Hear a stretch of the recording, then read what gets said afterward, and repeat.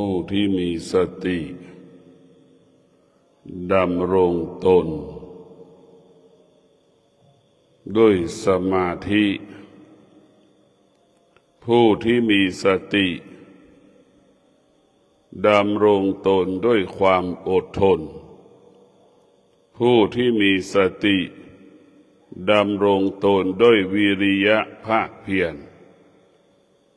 ผู้ที่ดำรงตนด้วยสติคิดพูดและกระทำล้วนเป็นประโยชน์เกิดประโยชน์ต่อสาธารณชนบุคคลที่มีสติก็เป็นบุคคลที่จะรักษาการเป็นมนุษย์บุคคลที่มีสติดำรงตนเคารพประเพณีวัฒนธรรมกฎหมายของประเทศของบ้านเราสังคมของเราประเพณีของเราท่านทั้งหลายบุคคลที่มีสติจะระลึกถึงกายที่เกิดอาการสำแดงอาการเจ็บปวดป่วยผู้ที่มีสติจึงพิจารณาอาการของความแก่ความเจ็บความตายเป็นสิ่งที่ไม่เที่ยงเป็นสิ่งที่เปลี่ยนแปลงตลอดกาลเวลาท่านทั้งหลายสติของเราอยู่ในร่างกายของเราสติของเราให้เรารู้เรื่องที่เกิดขึ้นในร่างกายกับจิตสติให้เรารู้เรื่องอารมณ์ของเราโมโหหงุดหงิดจิตใจเศร้าหมองเบื่อหน่ายรำคาญเราจะปลดเปลื้องอารมณ์เหล่านี้ออกไปจากจิตใจเราธรรมะของพุทธเจ้าก็เป็นเครื่องอบรมจิตเป็นเครื่องอบรมกายทั้งกายทั้งจิตเป็นพระสมถกรรมฐานเป็นพระวิปัสสนากรรมฐานให้เราระลึกพิจารณาสิ่งเหล่านี้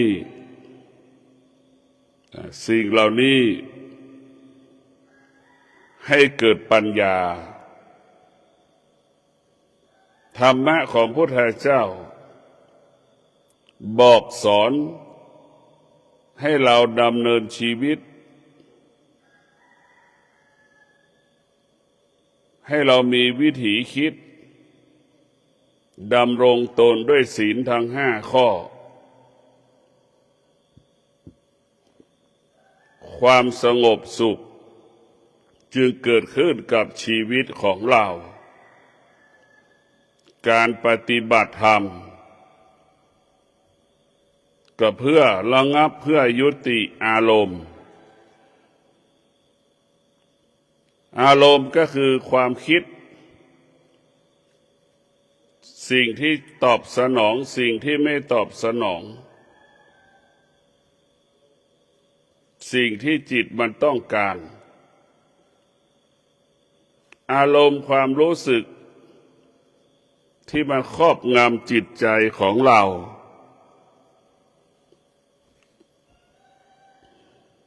ให้เราไปหลงทางหลงผิดไปยึดติดสิ่งต่างๆ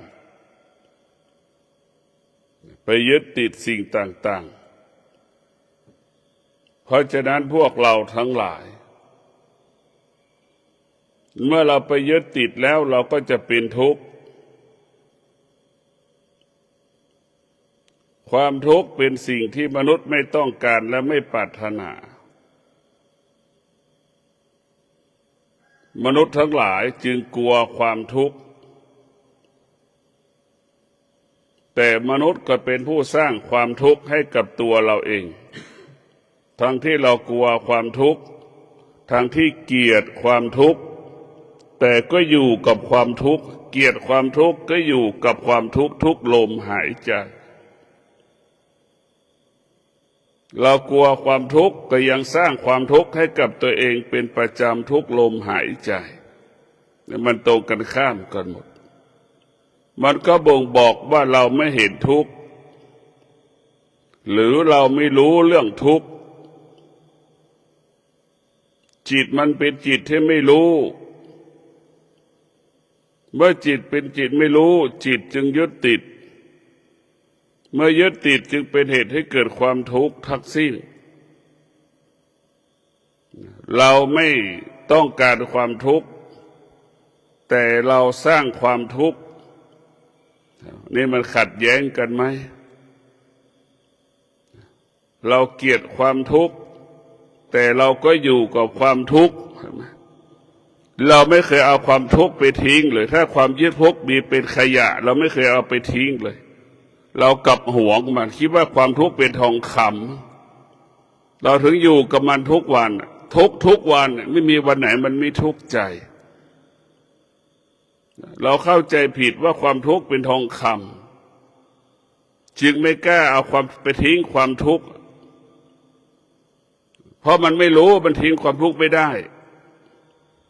หัวใจมันมีอวิชชาเมื่อหัวใจมีอวิชชามันก็ยึดติดในทุกข์เมื่อยึดติดในทุกข์มันก็เป็นทุกข์เพราะฉะนั้นพวกเราทั้งหลายจิตใจเรามีอวิชชานี่เป็นสิ่งที่น่ากลัวที่สุดมันครอบงำปกปิดบังความดีความจริงให้เรารู้เรื่องแต่สิ่งที่ไม่ดีสิ่งที่ไม่งดงามเพราะฉะนั้นพวกเราทั้งหลายดังหนุ่มสาวแต่งงานหัวใจหนุ่มสาวมีอวิชชาในการแต่งงานมีอวิชชาผู้เป็นลูกก็ไปหลงผู้เป็นภรรยาผู้เป็นภรรยาก็ไปหลงผู้เป็นสามีทั้งสามีก็ไปให้ความสำคัญภรรยาทั้งภรรยาก็ให้ความสำคัญกับสามีแต่กลับปล่อยปละละเลยพ่อและแม่ลูกที่มีอวิชชาจึงหลงซึ่งกันและกันดังสามีภรรยาหลงแต่กลับลืมพ่อลืมแม่พ่อแม่ระลึกถึงพ่อแม่แค่บางเวลาแต่ระลึกถึงสามีตนเองภรรยาตนเองตลอดเวลาอวิชชาเนี่ยให้เราคิดถึงแต่กิเลสผู้เป็นสามีก็หัวใจก็มีกิเลสผู้เป็นภรรยาหัวใจก็มีกิเลสร่างกายของเรานั่นแหละเป็นบ่อเกิดแห่งกิเลสไอเราทั้งหลายก็ไปยึดติดในกิเลสหลงในรูปทั้งหญิงทั้งชายหลงในรูปหลงร่างกายซึ่งกันและกันใช่ไหมอันนี้คือตัวหลงคือตัวอวิชชาดังคำว่าลูกมีหัวใจลูกมีอวิชชาลูกก็ให้ความสำคัญสามีตนเองภรรยาตนเองเหนือกว่าพ่อเหนือกว่าแม่พ่อแม่กลายเป็นบุคคลภายนอกเมื่อลูกแต่งงานแล้ว เมื่อลูกแต่งงานแล้วพ่อแม่เป็นบุคคลภายนอกเป็นบุคคลที่สามเป็นบุคคลที่สี่แล้วนี่หัวอกแม่ผู้เป็นแม่ผู้เป็นพ่อจึงทุกข์และตอมใจก็เพราะพ่อแม่ก็ไปยึดติดในลูกอีกพ่อแม่มีอวิชชาพ่อแม่ก็ยึดติดในลูกเมื่อมายึดติดในลูกก็เป็นเหตุให้เกิดความทุกข์ทั้งสิ้นหัวใจลูกคนไหนที่มีวิชาลูกนั้นจะเห็นความจริงอยู่กับความจริงหัวใจที่มีวิชานั้นจะอยู่กับความเป็นจริงรู้ว่าสิ่งใดทำให้เกิดความทุกข์ก็ละแล้วก็วางรู้ว่าสิ่งใดทำให้เกิดความทุกข์ก็มีสติรู้ที่จะไม่ทำเพราะฉะนั้นพวกเราทั้งหลายอวิชชานะให้เราอยู่กับความเป็นจริงอยู่กับความเป็นจริงความเป็นจริงก็คืออยู่กับศีลอยู่กับสมาธิอยู่กับปัญญาอยู่กับความอดทนอยู่กับวิริยะภาคเพียรนี่คือเราอยู่กับความเป็นจริงเมื่อเราอยู่กับความเป็นจริงมันย่อมเกิดกับความจริงกับเราตลอดเวลาความจริงย่อมเกิดขึ้นกับชีวิตของเราตลอดเวลาความจริงก็คือความสุขสิ่งที่เราต้องการและปรารถนา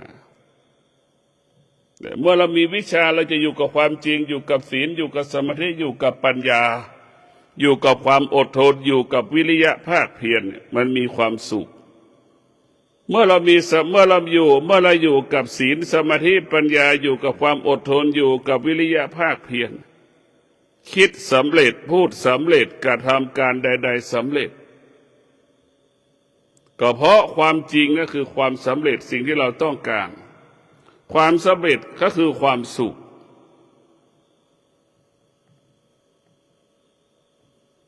เมื่อเรามีสติมีความอดทนมีวิริยะภาคเพียรเราก็คิดพูดกระทำการใดๆสำลิดผลแต่พวกเราทั้งหลายที่มีสติพิจารณา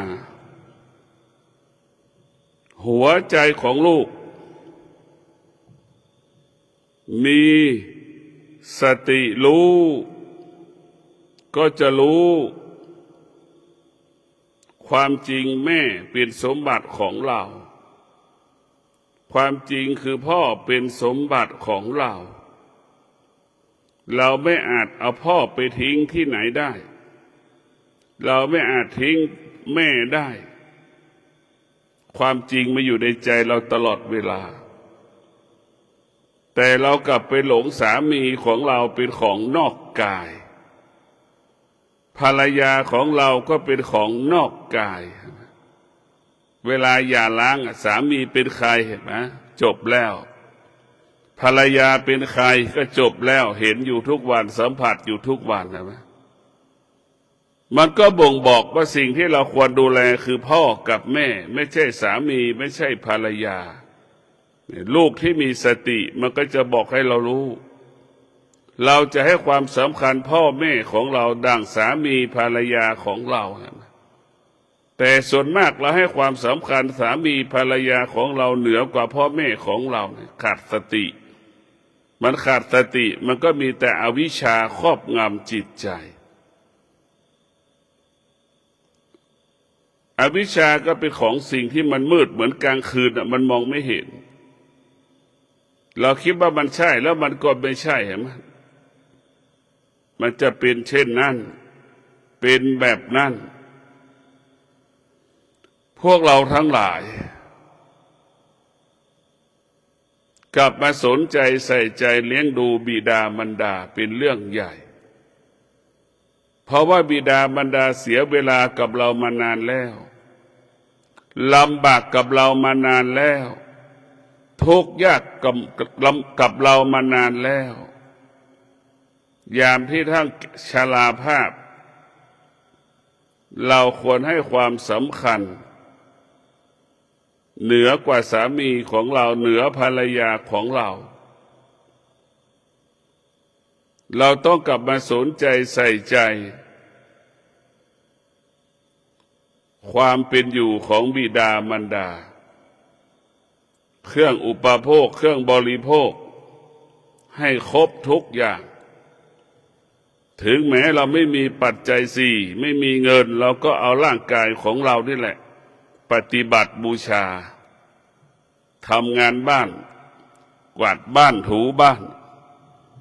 เราจะกลับบ้านกี่ครั้งเราจะต้องไปเป็นลูกจ้างของแม่ของพ่อเราจะต้องไปเก็บกวาดทำความสะอาดพื้นบ้านบนบ้าน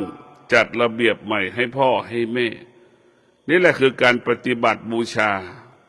หัวใจที่มีวิชานั้นก็จะเห็นความจริงระหว่างแม่กับลูกเห็นความจริงระหว่างแม่กับลูกเห็นความจริงเห็นความจริงเห็นความจริงซึ่งกันและกันหัวใจลูกที่มีอวิชชานั้นจะอยู่ห่างไกลพ่อและแม่หัวใจลูกที่มีอวิชชานั้นจะมีข้ออ้างมีข้อแก้ตัวให้กับพ่อกับแม่ว่างานมันหนักไม่มีเวลาที่จะมามันก็อ้างนั่นแหละเป็นข้ออ้างจริงๆก็หลงสามีหลงภรรยาของตัวเองเพราะฉะนั้นพวกเราทั้งหลายนี่แหละเราต้องมีสติพิจารณาชีวิตจริงมันเป็นเช่นไรความจริงมันเป็นเช่นไรแต่ความจริงเราต้องชีวิตของเรามันต้องการความจริงแต่ความเป็นจริงเราไม่เคยพบความจริงพบแต่ความไม่เป็นจริงเห็นไหมความจริงอยู่กับความทุกข์มากกว่าความสุขเห็นไหมทางที่ความทุกข์เป็นสิ่งที่เราไม่ต้องการเห็นไหม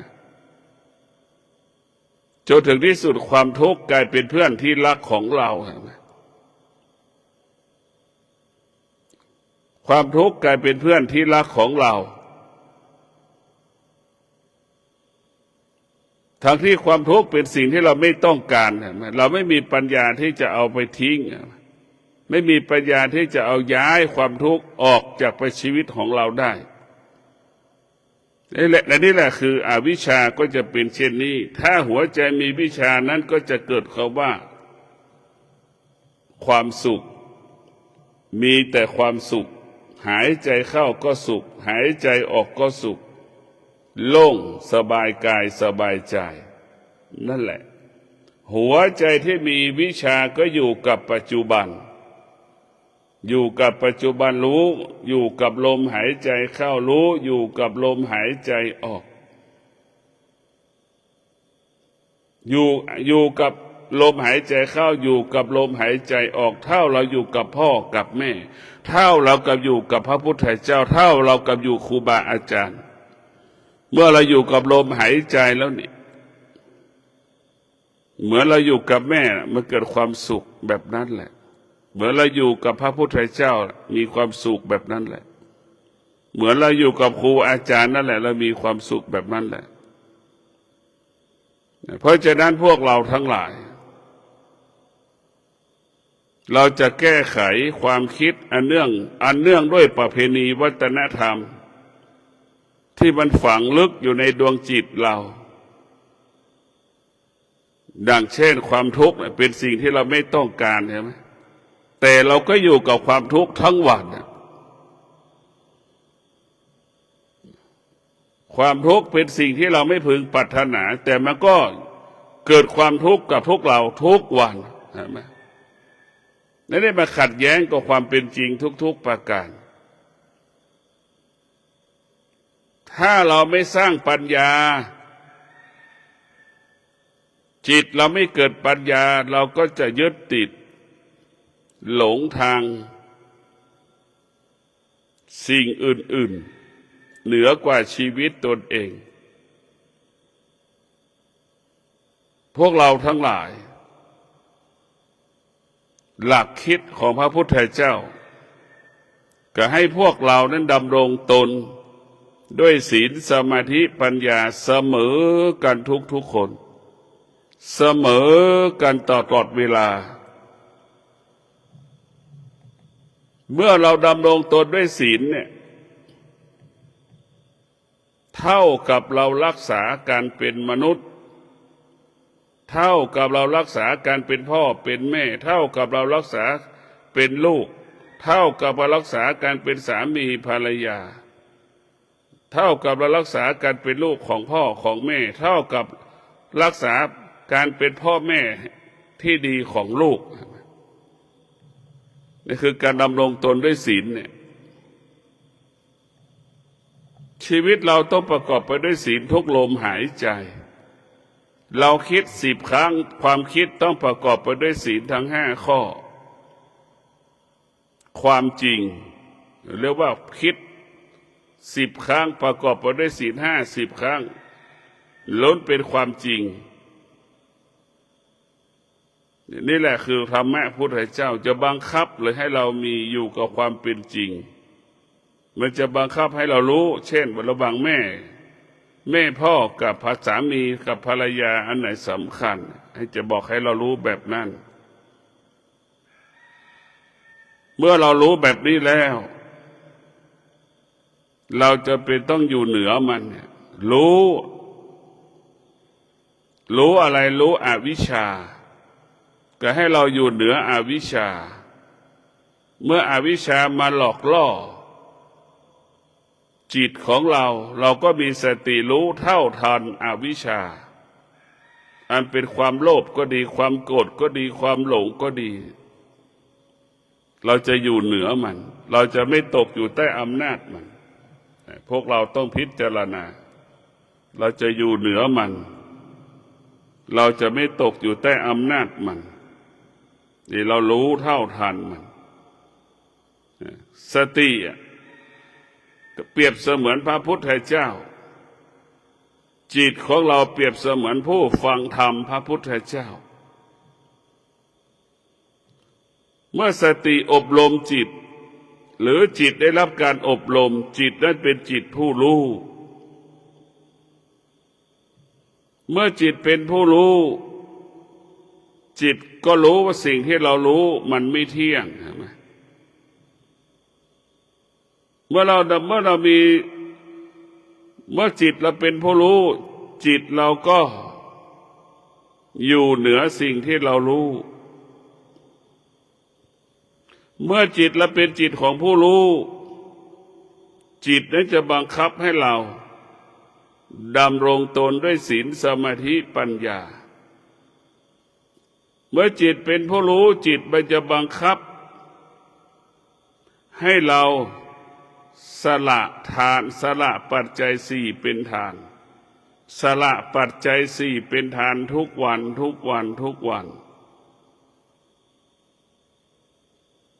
เพราะฉะนั้นพวกเราต้องมีสติพิจารณาเมื่อเรามีสติพิจารณาแล้วเราก็สามารถแยกแยะสิ่งที่มันสำคัญกับสิ่งที่มันไม่สำคัญออกจากกันได้เช่นแม่พ่อกับสามีภรรยาอันไหนสำคัญกว่ากันเราก็รู้เมื่อเรารู้เราว่าพ่อแม่สำคัญกว่าสามีภรรยาตนเองมันเป็นความจริงเราจะต้องกลับมาสนใจใส่ใจให้ความสำคัญพ่อบิดามารดาของเราเหนือกว่าสามีภรรยาของเราจะต้องให้ความสำคัญลูกที่ให้ความสำคัญพ่อและแม่เท่ากับลูกมอบสุขภาพดีๆให้กับแม่เท่ากับลูกมอบอายุยืนให้กับแม่เพราะฉะนั้นพวกเราทั้งหลายธรรมะไม่จะบังคับเช่นลูกดำรงตนด้วยศีลจะบังคับให้ลูกเมตตาต่อบิดามารดาตนเองศีลเนี่ยถ้ามันเกิดผลเมื่อไหร่เนี่ยมันจะมีแต่คำว่าบังคับเลย จิตของเราโดยอัตโนมัติมันจะบังคับจิตเราโดยอัตโนมัติเช่นอดทนมันจะบังคับให้เราอดทนเห็นไหมให้เรามีวิริยะภาคเพียรอย่างเงี้ยมันจะบังคับเลยนี่แหละคืออานุภาพของธรรมะธรรมะแต่ละตัวมันก็ฟังกันหมดฟังสติวิริยะก็ฟังสติอดทนก็ฟังสติทั้งอดทนวิริยะปฏิบัติตามสติบอกทุกอย่างนะเมื่อหัวใจคนไหนที่มีสติมันก็จะประสบคำว่าสำเร็จมาเกิดประสบแต่คำว่าสำเร็จเพราะเรามีวิชาและสำเร็จทุกอย่างหัวใจที่มีวิชาอยู่กับความเป็นจริงความจริงคืออะไรอยู่กับปัจจุบันไม่ยึดติดอดีตไม่ยึดติดอนาคตอยู่กับปัจจุบันปัจจุบันเป็นสิ่งสำคัญที่สุดเป็นสิ่งจำเป็นที่สุดเรื่องปัจจุบันนี้เมื่อวานนี้จนถึงเช้านี้มีคนกลุ่มหนึ่งยึดติดอดีตยึดติดอดีตยึดติดอนาคตเกิดผลส่งผลให้บุคคลเหล่านั้นเป็นอัมพฤกษ์เป็นอัมพาตเส้นเลือดแตกเส้นเลือดตีบตัน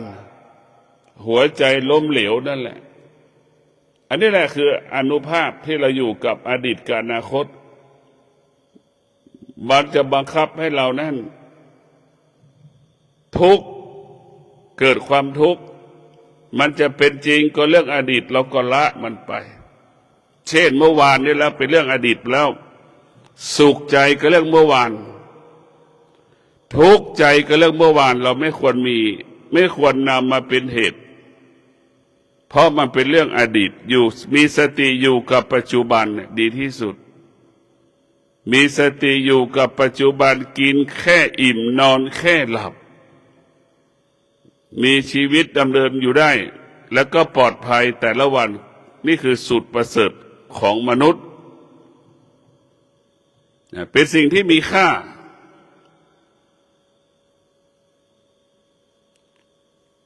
ธรรมะมันบอกมันสอนให้เราอยู่ร่วมกัน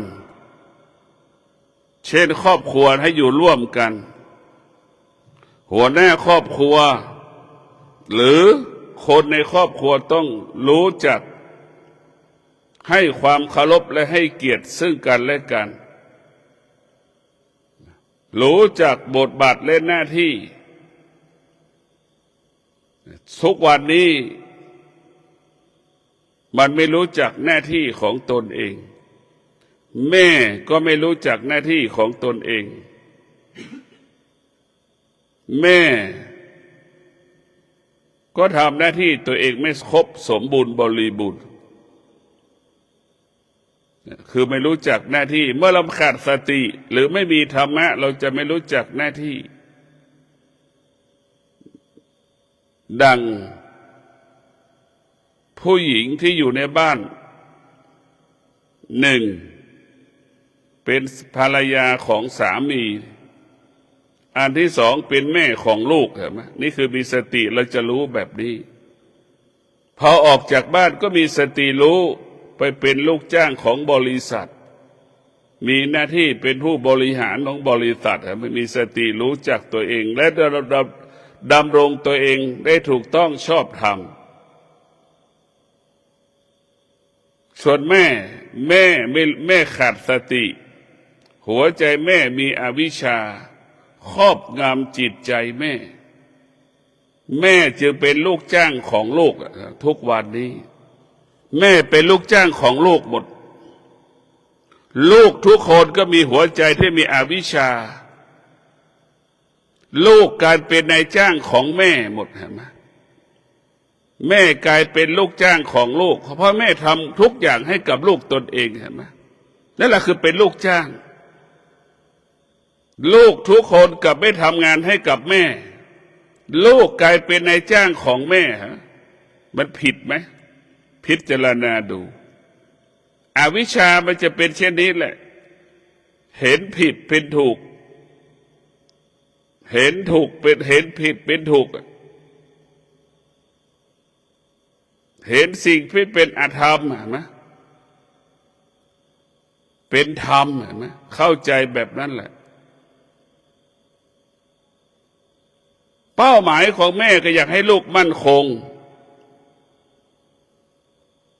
แต่แม่กลับไปเป็นลูกจ้างลูกกลับไม่ทำอะไรสักอย่างเห็นไหมลูกไม่ทำอะไรสักอย่างให้แม่ทำทุกอย่างเห็นไหมแม่เป็นลูกจ้าง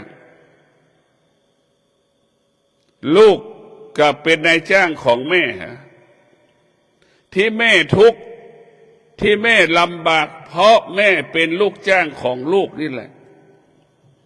ที่แม่ลำบากก็เพราะว่าแม่พอลูกเป็นนายจ้างของแม่ใช้แม่อย่างเดียวนะลูกทุกคนก็บอกว่ารักแม่แต่ขณะเดียวกันแม่ลูกก็ปล่อยปละละเลยแม่ลูกบอกว่ารักแม่แต่ไม่เคยคิด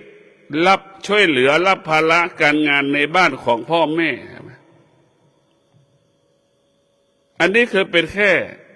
หัวใจที่มีอวิชชามันจะเป็นเช่นนี้หัวใจที่มีอวิชชามันก็จะตกอยู่ใต้อำนาจ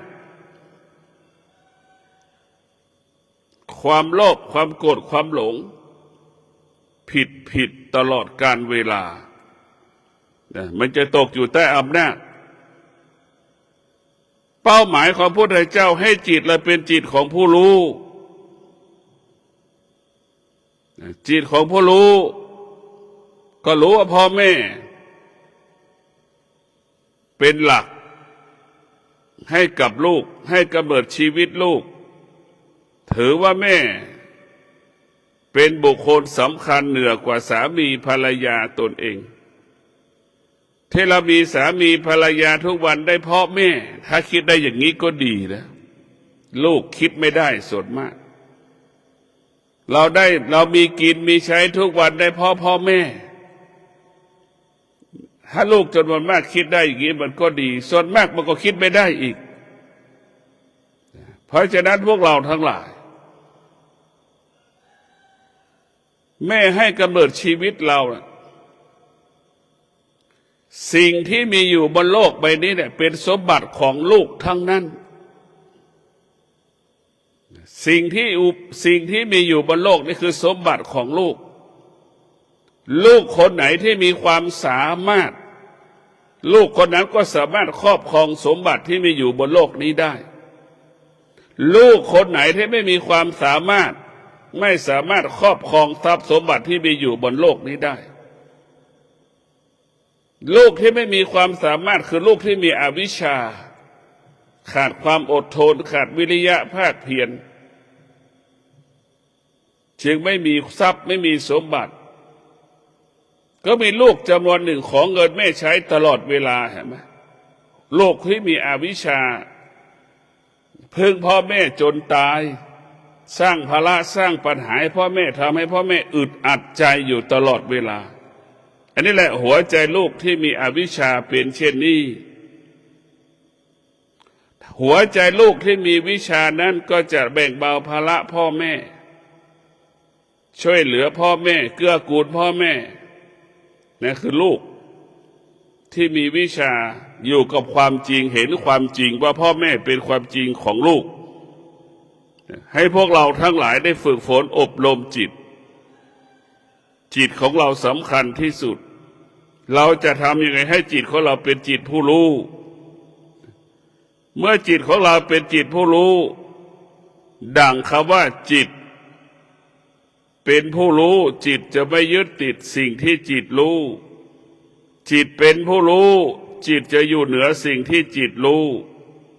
จิตเป็นผู้รู้จิตจะละสิ่งที่จิตรู้จิตเป็นผู้รู้จิตจะอยู่เหนือสุข